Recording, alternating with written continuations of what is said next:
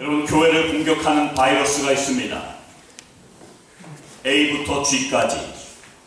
이 바이러스를 처음에 극복하지 못하면 다음 바이러스를 극복하기 더욱더 어려워지지만, 처음에 하나를 잘 극복하면 면역력이 생겨서 그 다음에 바이러스도 잘 극복할 수 있는 힘이 생깁니다.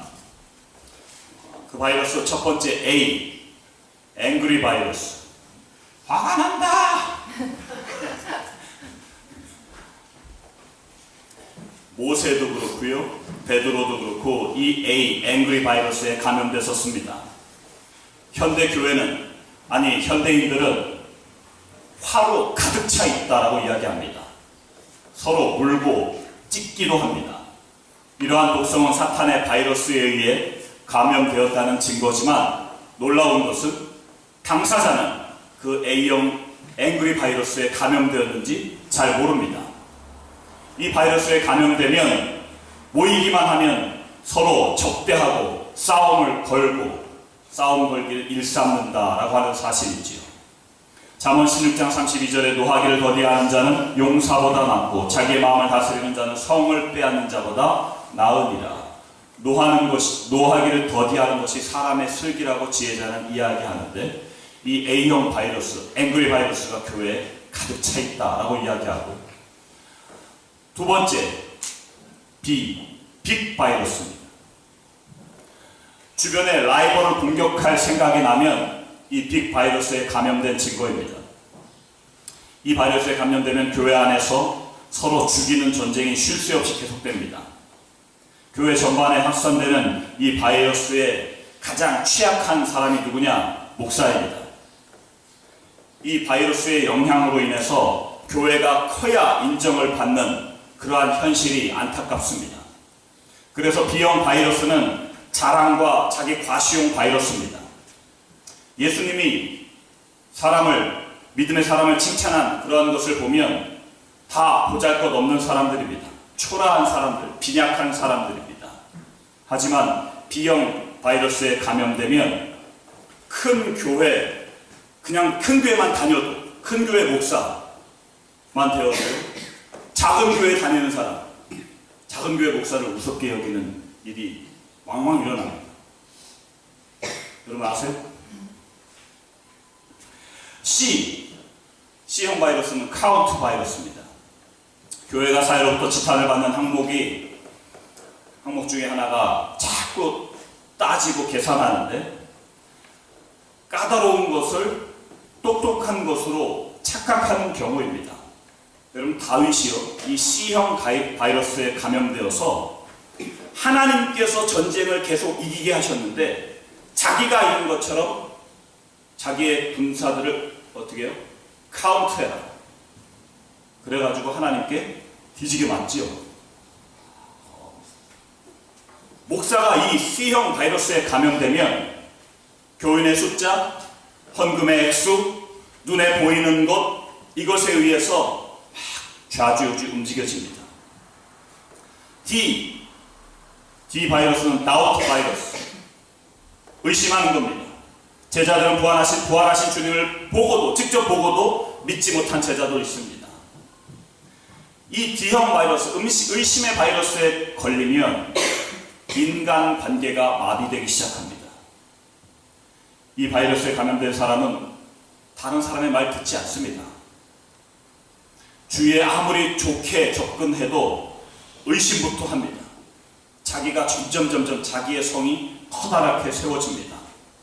모든 것을 다 잃고 난 뒤에도 자기의 상태를 정상인 것으로 착각을 하게 만드는 이 무서운 D형 바이러스.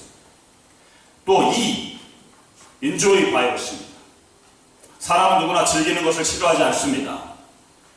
교인들에게도 즐길 자유가 있고요. 그러나 낭비를 초래할 위험이 있는 이 E형 바이러스는요, 치명적인 것이 한번 감염되면 빠져나오기가 그렇게 쉽지 않습니다. 모든 감각을 마비시키기 때문입니다. 목회자 중에서도 이 E형 바이러스에 감염되어 교회를 버리고 가정을 버리고 친구를 버리는 피해가 주변에 왕왕 일어납니다. 대표적인 케이스가 이성 문제입니다. 처음부터 그렇지는 않지만 나중에는 돌아설 수 없는 것으로 빠지게 되는 그것이 바로 인조이 바이러스. 여러분에게 질문하겠습니다. 여러분은 무엇을 좀 즐기고 싶으세요? 내가 가장 즐기고 싶은 게 무엇입니까? 속으로 대답하시면 됩니다. F. Fight 바이러스. 우리끼리 경쟁하고 시기하고 질투하고 온갖 불상사가 계속 일어납니다. 교회와 교회, 교인과 교인, 목사와 목사, 또 목사와 교회, 교인, 경쟁 상대가 아닌데, 우군인데, 동지인데, 같은 전우인데, 이 바이러스에 감염되면 저마다 우쭐대고 질서가 무너지고 회개하고 사과하는 일이 사라지며 자꾸자꾸 뻔뻔해지는 경우가 생깁니다. 마지막 G 바이러스, 골드 바이러스. 모든 바이러스 중에 가장 강력한, 가공할 만한 파워를 가지고 있는 바이러스입니다. 더군다나 모든 사람은 이 G형 바이러스의 보균자입니다. 주님도 하나님과 돈을 겸하여 섬기지 못한다고 하셨습니다. 인간이 돈을 다스리는 것이 아니라 돈이 인간을 다스리는 그러한 모습이 있습니다. 돈이 하나님의 자리에, 신의 자리에 올라온 지는 오래입니다.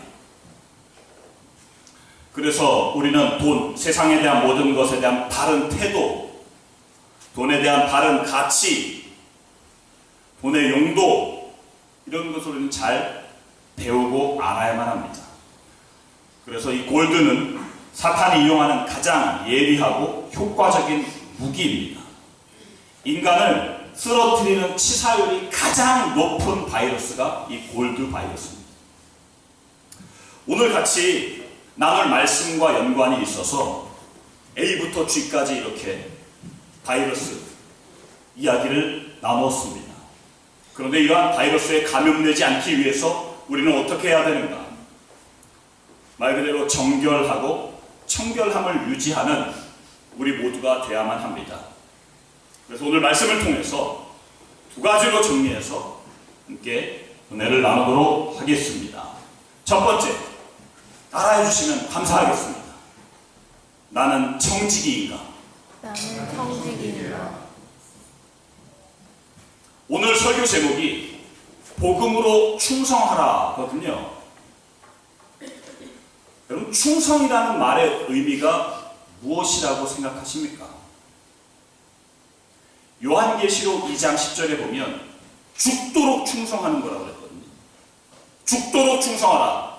그리하면 생명의 멸관, 요즘 우리 개혁 개정판에는 생명의 관을 내게 주리라.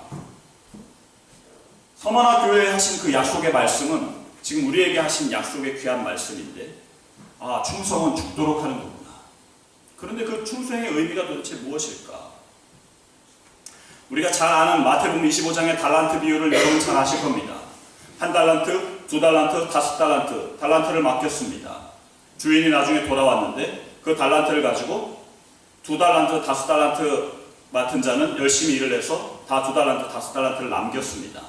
그 사람에게 주인이 뭐라고 이야기하냐면 잘하였도다, 착하고 충성된 종아, 이렇게 이야기하거든요. 성경은 착함과 충성을 연관시키고 있어요. 아, 착한 것과 충성은 떨어지는 것이 아닙니다. 착하고 충성된 종아라고 이야기했는데, 이 바르고 신실함을 의미하는 이 말이 단순히 세상에서 말하는 그냥 바르고 선하고 신실함, 그 의미일까? 여러분 한번 생각해 보시기 바랍니다. 예수님 안 믿으면서 바르고 착한 사람 있습니까? 없습니까? 예수님 안 믿으면서 정말 충성되고 신실하다고 여겨지는 사람 있습니까? 없습니까? 잘 못 보셨나요? 있습니다. 정말 착한 사람이 있다니까요. 정말 신실한 사람이 있다니까요. 성경이 말하는 착함과 이 충성은 무엇인가를 우리는 확실히 먼저 알고 넘어갔으면 좋겠습니다. 죄인된 인간이 선하신 하나님, 마가복음 10장 18절에 오직 하나님 한 분만 선하다고 했는데, 그 선하신 하나님의 사랑과 은혜로 말미암아 참된 생명과 구원의 길을 얻었음을 깨달아서 자기 자신이 어떤 존재인지 자신의 실체를 발견하여 선하신 그분의 언약과 그분의 그늘 아래 들어가는 것, 이게 복음 아니겠습니까? 그걸 복음이라고 한다면 그 복음의 기초 위에 나는 무익한 종입니다 라고 하며 그분의 뜻대로 겸손히 순종하며 행하는 것을 성경은 착함과 충성이라고 이야기합니다. 그렇게 하지 않는 거는요, 그 복음 위에 기초 위에 그분의 뜻대로 겸손하게 행하지 않는 모든 것은 충성도 아니고 착함도 아닙니다. 왜냐하면 단순히 행동하는 것만이 능사가 아닙니다. 단순히 열심을 내는 것만이 능사가 아닙니다. 그 증거가 마태복음 7장에 나오지 않습니까? 내가 선지자 노릇했습니다. 내가 귀신을 쫓아냈습니다. 내가 많은 권능을 행했습니다. 다 행동이거든요. 열심히 행동을 했어요. 누구보다. 그런데 그 열심히 예수님은 뭐라고 말씀하시냐면 불법이래. 불법. 왜요? 열심히 했는데, 정말 누가 봐도 충성했는데 왜 하나님은 그걸 불법이라고 이야기할까요? 중심이 하나님의 뜻, 하나님이 아니라 자기의 뜻, 자기가 중심이 되었기 때문에 그렇습니다. 내 의가 드러나는 것은 무엇을 하더라도 그것은 다 충성이 아니라 불법입니다. 그래서 예수님은 반석 위에 집을 짓는 것을 충성이라고, 지혜 있는 거라고. 반석 위가 무슨 소리입니까? 바로 주님의 뜻, 주님의 의를 드러나도록 하는 것, 이것을 충성이라고 우리에게 가르쳐주고 있습니다. 성경에서 충성의 몇 가지 모델, 구약 성경에서 보면 에스더라고 하는 여자 나오지요. 유대인이 패망할 위기에 처했을 때 금식을 선포하고 금식을 부탁하고 하나님께 매달리고 하만이라고 하는 흉계를, 그 사람의 흉계를 극복하고 유대인을 죽음에서 살려낸, 자기가 죽으면 죽으리라 왕 앞에 가는, 그게 바로 에스더의 충성이에요. 하나님께서 이스라엘 백성을 살리신다라고 하는 하나님의 그 뜻을 위해서 자기 자신이 죽으면 죽으리라 나가는 것, 그 하나님의 뜻을 위해서 나가는 것, 이게 충성의 모습이라고 하는 사실입니다. 여러분, 아비가일이라고 하는 나중에 다윗의 부인이 된 사람을 아시지요? 다윗이 도움을 준 그러한 나발이라고 하는 사람이 있는 그 부족. 그런데 나발이 다윗을 무시합니다. 그때 다윗의 군대가 나발의 집을 습격하려고 가지요. 그때 그 소식을 들으며 나발의 부인이, 그 아비가일이라고 하는 여자가 음식물을 잔뜩 준비해서, 선물을 준비해서 자기를 치러 오는 그 다윗을 마중 나가서 다윗 앞에 엎드려서 겸손히 남편의 허물을 용서해달라고 대신 사죄하며 결국 다윗의 마음을 풀어서 그 집을 다윗의 그 칼날에서 구원받게 한 그러한 아비가일의 모습, 이것을 가리켜서 충성이라고 합니다. 여러분 잘 아는 요셉도 마찬가지입니다. 형들의 시기로 죽음 직전에 애굽의 노예로 팔려가는 그 노예가 주인의 신임을 얻고 나중에 억울하게 감옥도 가지만 감옥에서도 간수장의 신임을 얻는 그러한 모습, 무엇 때문에요? 성경은 여호와께서 요셉과 함께 하시고 계속 여호와께서 요셉과 함께 하시는 충성 때문에 그렇습니다. 여러분, 우리가 잘 아는 신약 성경의 바울의 모습은 어떻습니까? 신약의 대표는 아무래도 바울이라고 여겨집니다. 누구보다도 열심히 있었거든요. 모든 것을 정말 다 갖춘 사람이었습니다. 그러나 바울이 예수님을 만나기 전에는요, 그렇게 열심이었고 그렇게 다 갖춘 사람이었는데 그 중심이 자기 의를 위한 것이었습니다. 율법을 지켜내는 나. 그러나 주님을 만나 회심한 이후에 모든 삶의 중심이 하나님으로 바뀌면서 충성하는 사도가 됩니다. 오늘 본문 말씀해 보니까 충성된 사자는 마치 그를 보낸 이에게, 충성이라고 하는 것은 보내는 사람이 있는 거구나. 그래서 청직이라는 단어를 사용했고요. 그리고 주인의 마음을 시원케 하는 일. 주인이 있는 거구나.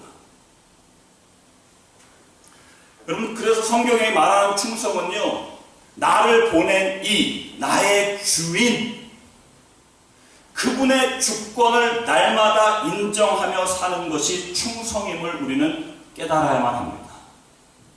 여러분에게 질문하겠습니다. 여러분의 삶의 주인은 누구십니까? 주권을 하나님께 날마다 드리시나요? 또 여러분의 감정의 주인은 누구십니까? 여러분의 감정의 주권을 하나님께 날마다 드리시나요? 여러분의 시간의 주인은 누구십니까? 시간을 날마다 주님께 드리시나요? 주님이 주인 되신 주권을 인정하십니까? 여러분의 재물은, 여러분의 능력은, 모든 범사에 잠언 3장 6절 주님 우리에게 말씀하시죠. 너는 범사의 그를 인정하라.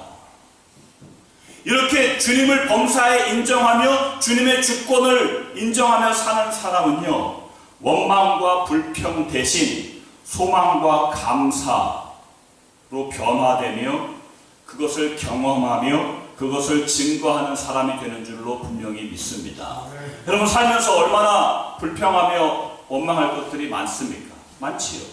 그러나 충성, 주님의 주권, 하나님이 모든 삶에 나의 삶의 주인이시다, 나의 목자가 되신다 라고 하는 사실을 우리가 바로 인정한다면, 깨닫는다면, 그분이 나의 주인이시고 나를 보내셨다라고 하는 사실을 우리가 고백한다면 소망과 감사로 충성한 청지기의 삶을 분명히 살게 되는 줄로 믿습니다. 이러한 선교 가족이 되시기를 주님의 이름으로 축복합니다. 한 번 더 따라 하시겠습니다. 주인의 기쁨이 되자. 복음으로 충성하는 것은요, 오늘 비유해서 이야기합니다. 추수하는 날에 마치 얼음 냉수 같다. 주인의 마음을 시원케 한대요. 다시 말해서 주인을 기쁘시게 한다는 것 아니겠습니까? 여러분, 주인을 기쁘시게 하려면 그분의 주인의 뜻을 알아야지요. 나는 뭔가 열심히 했는데, 정말 나는 최선을 다했는데 그게 주인의 뜻이 아니면 어떻게 해요? 열심히 선지자 노릇했는데.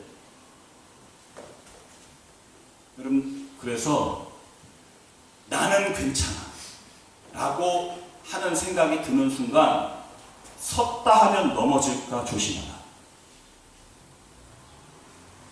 나는 정말 열심히 하고 있어 라는 생각으로 가득 차 있으면 바로 넘어지기 직전입니다. 여러분, 그러면 성경에서 말하는 그 주님의 뜻, 대표적인 거는 하나만 마음에 새기면 됩니다. 그러면 성경이 말하는 그 주님의 뜻이 도대체 뭔가, 그것대로 열심히 해야 그분이 주인의 뜻이 이거구나 해야 그분의 기쁨이 될 거 아니겠습니까? 그 주인의 뜻이 무엇이냐? 바로 작은 것을 소중히 여기는 게 하나님의 뜻입니다. 주인의 뜻입니다. 작은 것을 소중히 여기는. 마태복음 25장 21절, 아까 달란트 비유 말씀드렸는데, 잘하였도다 착하고 충성된 종아, 내가 작은 일에 충성하였으네, 이렇게 이야기합니다. 누가복음 16장 10절에도 예수님 말씀하십니다. 지극히 작은 것에 충성된 자는 큰 것에도 충성되고, 지극히 작은 것에 불의한 자는 큰 것에도 불의하니라.